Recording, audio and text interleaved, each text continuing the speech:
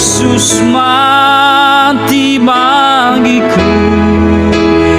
Hosana, Hosana, Yesus bangkit bagiku. Sama-sama katakan Hosana. Hosana, Hosana, Yesus mati bagiku. Hosana, Hosana, Yesus bangkit bagiku. Malam hari ini kami bersyukur sekali. Kami sangat bersyukur menerima anugerah yang dari Engkau, mengingat segala kasih dan kebaikan Tuhan atas hidup kami. Kami orang yang hancur, kami orang yang harus dihukum, tapi malam hari ini kami menjadi orang-orang yang dibenarkan. Itu semua karena anugerah-Mu. Engkau rela datang ke dunia ini, Engkau rela miskin supaya kami kaya di dalam pengharapan dan iman kami. Oh Tuhan, betapa besar anugerah-Mu. Engkau mati di atas kayu salib, dan Engkau tidak tinggal mati saja dan Engkau meninggalkan kami, tetapi Engkau memberikan janji-Mu, pengharapan yang baik dan besar di dalam hidup kami. Ketika Engkau bangkit dan naik ke surga, dan Engkau mengirimkan Roh-Mu kepada kami yang menyertai kami, bukan hanya detik ini, tetapi sampai selama-lamanya Engkau menyertai hidup kami. Betapa sempurnanya kami, betapa sempurnanya hidup kami ketika kami mengenal Kristus dalam hidup kami. Terima kasih, tidak ada penyesalan lagi Tuhan, selain ucapan syukur yang kami naikkan di hadapan Tuhan malam hari ini. Terima kasih Tuhan, berkati kami setiap yang datang di hadapan-Mu malam hari ini. Biarlah hadirat-Mu menolong kami, memberkati kami, dan terlebih firman-Mu yang akan kami baca dan kami renungkan sebentar lagi. Berkati hamba-Mu yang sudah membaca merenungkan firman ini, berikan pengertian dan berikan hikmat supaya hamba-Mu bisa berkata-kata hanya sesuai dengan firman-Mu saja. Di dalam nama Yesus kami berdoa dan mengucap syukur. Yang percaya katakan sama-sama amin. Puji Tuhan Bapak Ibu, malam hari ini kita bisa berkumpul bersama-sama, kita bisa ikut ibadah doa puasa malam hari ini. Saya sangat senang secara pribadi bisa ikut berpuasa dan bisa ikut berdoa bersama Bapak Ibu. Malam hari ini tema pertama pada malam hari ini adalah Yesus dihukum mati. Mari kita akan baca di dalam firman Tuhan di dalam Yohanes pasalnya yang ke-18 ayatnya yang ke-38b sampai 19 ayatnya yang ke-16a. Agak panjang sedikit, tapi saya akan harus bacakan kepada Bapak Ibu. Pembacaan firmannya panjang tetapi penjelasannya sangat singkat, ya. Nggak ada 2 poin, cuma 1 poin malam hari ini Bapak. Kemarin Loselina sudah nyampaikan, katanya Loselina menyampaikan 2 poin terus Loselina nyampaikan 3 poin katanya. Lama-lama hari ini saya gantian 1 poin saja ya Bapak Ibu ya. Mari kita akan baca di dalam Yohanes pasal 18 ayat yang ke-38b sampai ayatnya pasal 19 ayatnya yang ke-16a. Saya akan bacakan secara perlahan-lahan. Mari Bapak Ibu ikut mendengarkan dan juga bisa ikut membaca di dalam Alkitabnya masing-masing. Di dalam perikop Yesus dihukum mati. Sesudah mengatakan demikian, keluarlah Pilatus lagi mendapatkan orang-orang Yahudi dan berkata kepada mereka, "Aku tidak mendapati kesalahan apapun padanya. Tetapi pada kamu ada kebiasaan bahwa pada Paskah aku membebaskan seorang bagimu. Maukah kamu supaya aku membebaskan raja orang Yahudi bagimu?" Lalu Pilatus mengambil Yesus dan menyuruh orang menyesah dia. Ayat 40. Mereka berteriak pula, Jangan dia, melainkan Barabas. Barabas adalah seorang penyamun." Ayat pasal 19. Lalu Pilatus mengambil Yesus dan menyuruh orang menyesah dia. Prajurit-prajurit menganyam sebuah mahkota duri dan menaruh di atas kepalanya. Mereka memakaikan dia jubah ungu dan sambil maju ke depan mereka berkata, "Salam hai Raja orang Yahudi." Lalu mereka menampar mukanya. Pilatus keluar lagi dan berkata kepada mereka, "Lihatlah, aku membawa dia keluar kepada kamu. Lihatlah, aku membawa dia keluar kepada kamu, supaya kamu tahu bahwa aku tidak mendapati kesalahan apapun kepadanya."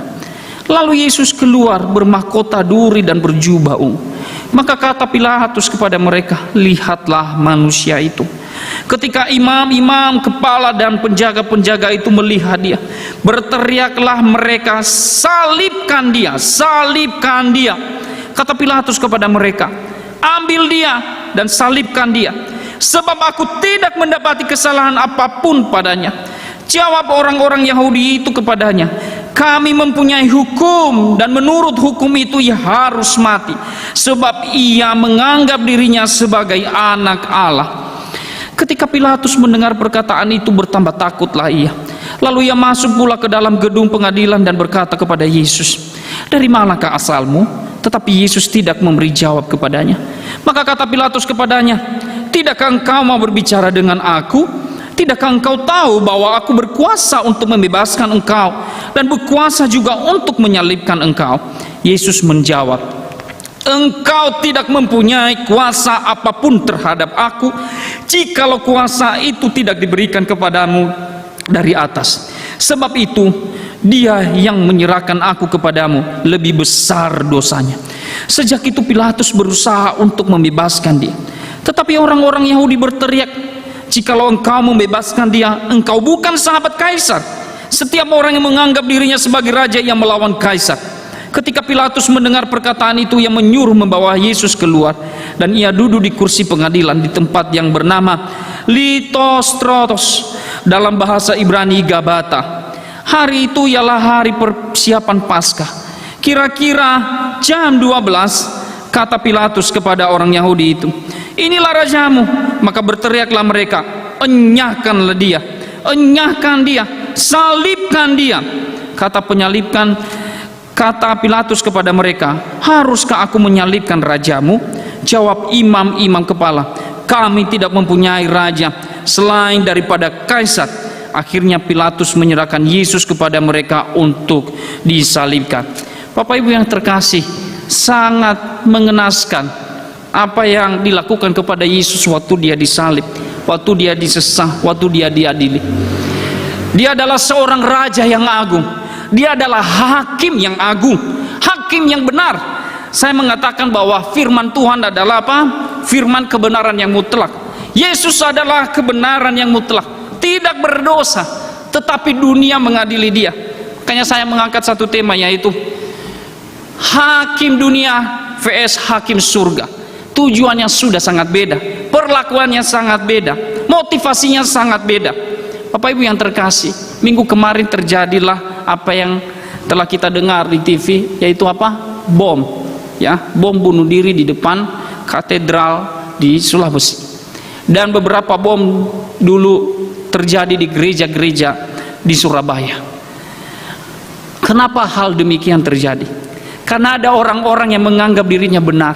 Karena ada orang-orang yang menganggap dirinya menjadi hakim yang benar atas sesamanya. Mereka memiliki prinsip, mereka memiliki pemikiran dunia tentang keadilan, tentang kebenaran yang mutlak, tetapi itu salah. Akhirnya apa? Mereka mengorbankan orang lain. Itulah yang terjadi kepada Kristus. Makanya jangan heran sebagai orang Kristen kalau hari ini kita percaya kepada Yesus, kita sudah dibenarkan, kita dipanggil menjadi orang Kristen, dan kita ikut di dalam penderitaan itu. Itulah kekristenan. Jangan tinggalkan Yesus karena kau menderita, karena Yesus sendiri telah hadir di dalam penderitaan, bukan hanya sebagai hakim yang agung yang duduk di atas kursi emas, yang duduk di atas kursi sebagai hakim yang benar, dan dia hanya menghakimi orang di sana, bukan, tetapi dia datang dari surga. Betapa mulianya kita memiliki Allah seperti itu. Betapa senangnya dan bersyukur kita melihat Allah yang seperti itu, Bapak Ibu. Dia yang datang dari surga, dia memiliki segalanya. Dia sanggup menghancurkan setiap tentara Romawi dan seluruh orang-orang yang mau menyalibkan dia. Tetapi karena motivasinya tadi adalah apa? Motivasi yang benar, hukum yang benar, yang tidak mengorbankan orang lain, tetapi dia mau mengorbankan dirinya sendiri untuk orang banyak, untuk saya dan Bapak Ibu malam hari ini. Bersyukur sekali kalau teroris, mereka mau mati, tetapi mereka mau menyelamatkan diri sendiri, Katanya menyelamatkan diri sendiri, padahal bukan menyelamatkan diri sendiri. Katanya mau ketemu bidadari 75 bidadari apa berapa 72, saya kurang tahu. Bahkan ada yang ngomong bahkan sampai 4.000 bidadari. Saya kurang tahu juga pemikiran yang seperti itu. Satu bidadari saja saya punya di rumah itu saya sudah pusing sekali Bapak Ibu. Ditambah lagi sama Tiffany udah 2 bidadari di rumah, pusing saya. Ya, ngoceh terus. Ini 72 bidadari gimana? Mana mungkin 72 bidadari? Saya kurang tahu itu pemikiran dari mana. Tetapi itulah apa cara berpikir dunia ya, keegoisan dunia ya. Kita bisa melihat cara Yesus diperlakukan, hakim yang agung. Dikatakan di ayat-ayat pertama, lalu Pilatus mengambil Yesus dan menyuruh orang menyesah dia. Di ayat pasal 19, di ayat yang 38b dulu, sesudah mengatakan demikian, keluarlah Pilatus lagi mendapatkan orang Yahudi dan berkata kepada mereka, aku tidak mendapatkan kesalahan apapun padanya. Ada 3 kali disebut, aku tidak mendapatkan kesalahan apapun darinya. Berarti memang jelas-jelas Yesus tidak bersalah. Sebagai orang yang tidak percaya, ya, Pilatus mengatakan hal demikian.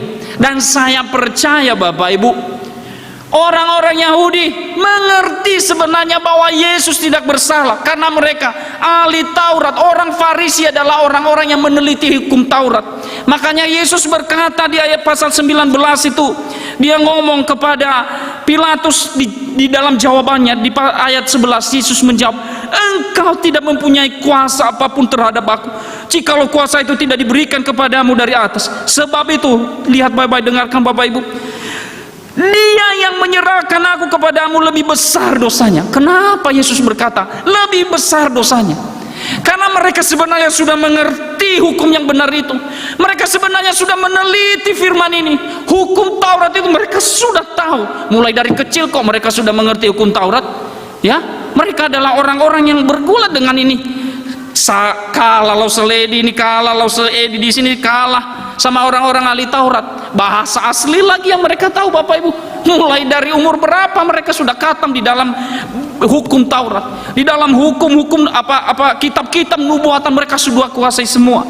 Itulah orang-orang Farisi dan ahli Taurat. Makanya Yesus mengatakan mereka yang menyerahkan itu lebih besar dosanya daripada kamu. Hai Pilatus, kamu tidak mengerti apa-apa. Mereka sudah tahu. Makanya Yesus juga berkata, ini yang dinamakan dengan apa?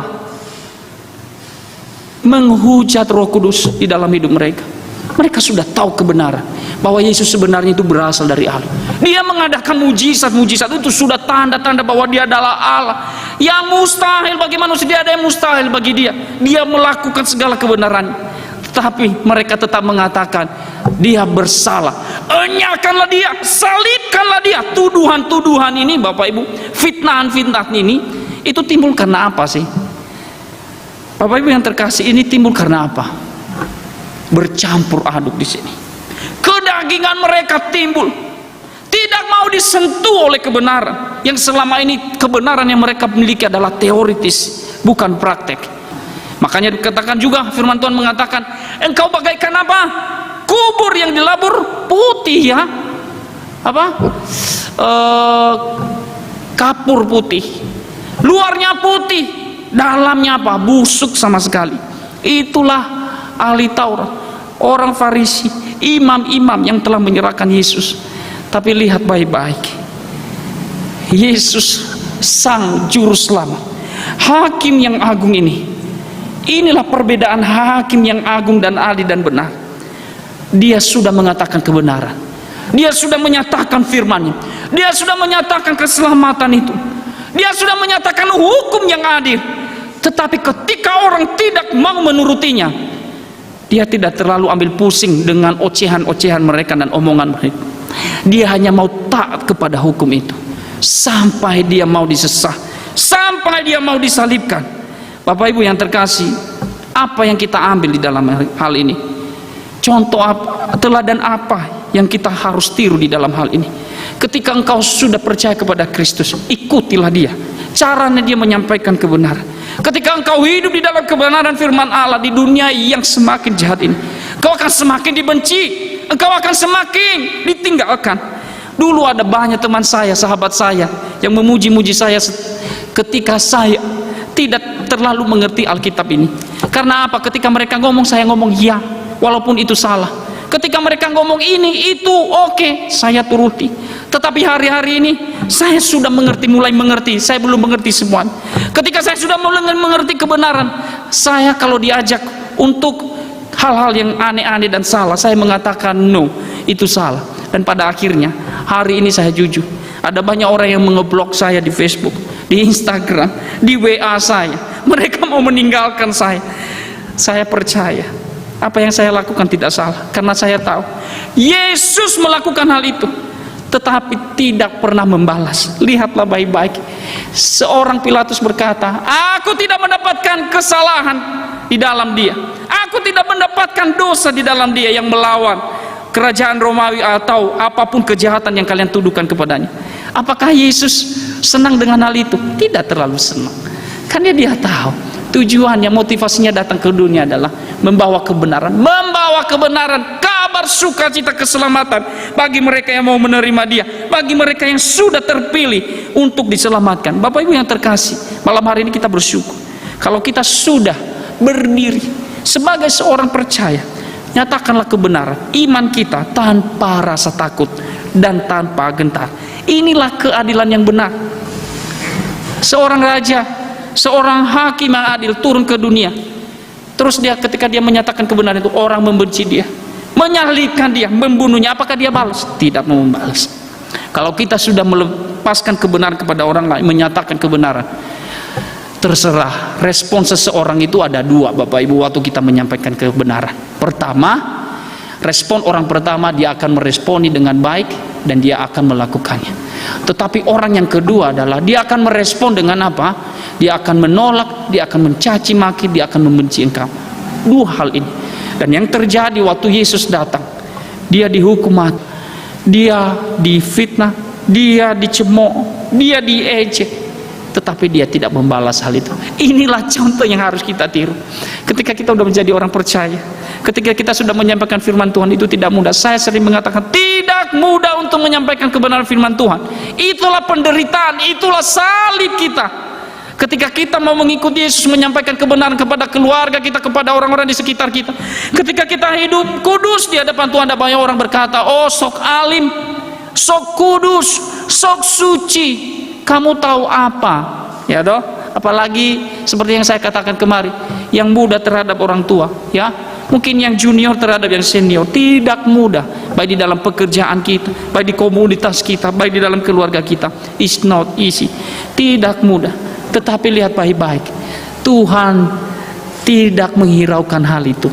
Yang penting tujuan utamanya, apa yang telah dinubuatkan itu terjadilah.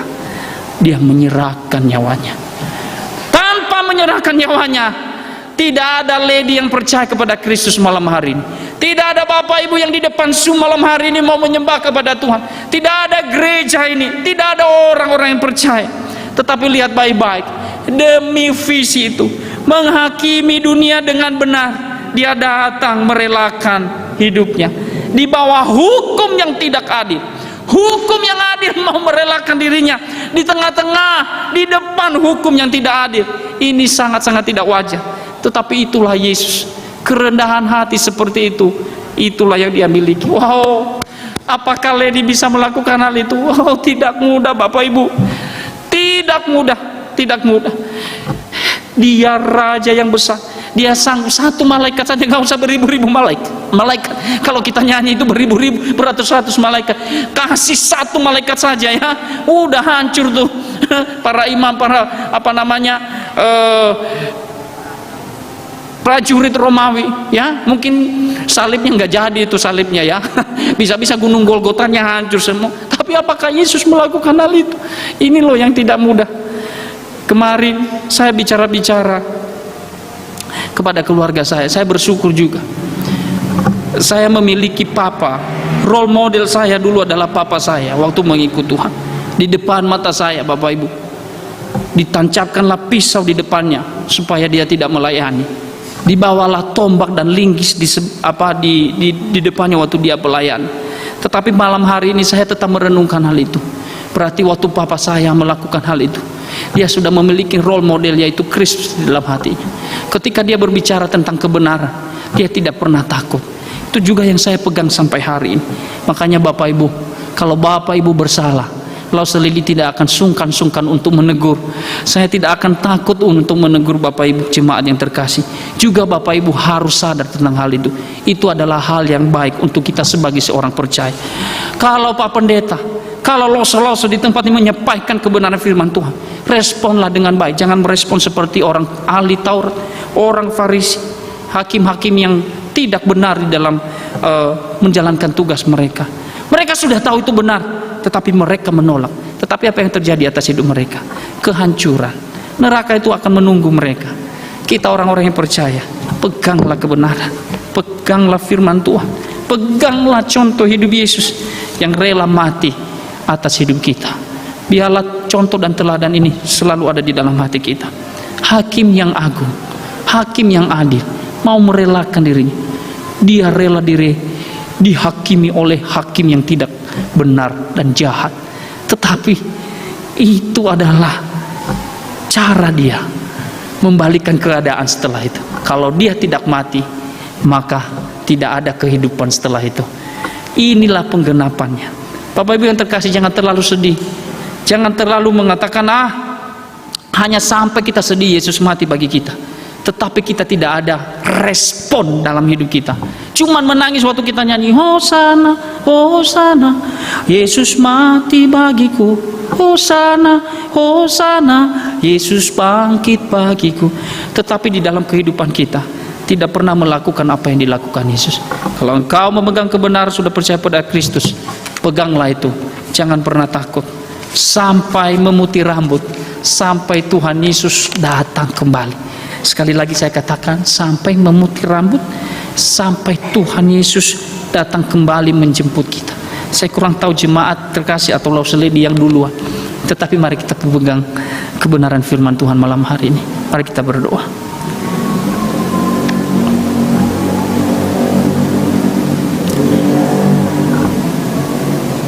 Engkau hakim yang adil, Engkau hakim yang agung. Seharusnya kami yang mati, seharusnya yang kami yang binasa, tetapi atas perbuatanmu yang kau lakukan di atas kayu salib, di atas bukit Golgota Kalvari, itu yang menyelamatkan kami, memberikan kami pengharapan malam hari ini. Meskipun dunia ini jahat Tuhan, meskipun dunia ini memiliki cara berpikir yang salah tentang kebenaran, tentang keadilan, tetapi kami tahu, kami bersyukur kami punya Yesus. Role model kami adalah, hidup kami adalah Kristus. Ketika kami memegang iman kami, pengharapan kami, di dalam keadaan kami disesah, di dalam keadaan kami menderita karena firman Tuhan, biarlah buat hati kami tetap memegang firman itu. Jangan pernah engkau lepaskan tangan kami. Kami tahu dengan kekuatan kami sendiri dan kehebatan dan pengetahuan kami sendiri, kami tidak akan mampu, karena kami tahu daging kami tidak kuat Tuhan. Hidup kami tidak akan kuat tanpa Yesus. Tapi dengan penyertaan-Mu, Engkau telah berjanji bahwa Engkau telah mengirimkan Roh Kudus yang menyertai kami, bukan hanya hari ini, bukan hanya besok, tetapi Engkau berjanji sampai selama-lamanya. Biarlah itu yang terjadi atas hidup ketika kami memegang firman Tuhan, berjalan beserta dengan firman Tuhan. Firman-Mu yang menyertai hidup kami, kami menjadi firman yang hidup, menyaksikan kasih Tuhan, arti kematian Kristus dalam hidup kami. Tolong mampukan kami. Terima kasih buat anugerah-Mu, terima kasih buat teladan yang Kau berikan di atas kayu salib. Tidak ada balasan dari kami selain menyerahkan hidup kami, seperti yang tertulis di dalam Roma 12. Biarlah Engkau persembahkan hidup menjadi persembahan yang hidup, yang kudus, yang berkenan di hadapan Tuhan. Itu adalah ibadah yang sejati. Tetapi ditambah lagi di ayatnya yang kedua adalah perubahan hidup. Itu pun terjadi atas hidup kami. Tolong kami Tuhan, tolong kami, ampuni bila hari-hari kemarin kami tidak mengikuti aturannya Tuhan, dan kami sering gagal di dalam menjalankan firman itu. Biarlah komitmen kami malam hari ini diingatkan kembali. Di dalam nama Yesus Kristus kami berdoa dan mengucap syukur. Yang percaya sama-sama katakan Amin. Tuhan memberkati kita semua Bapak Ibu.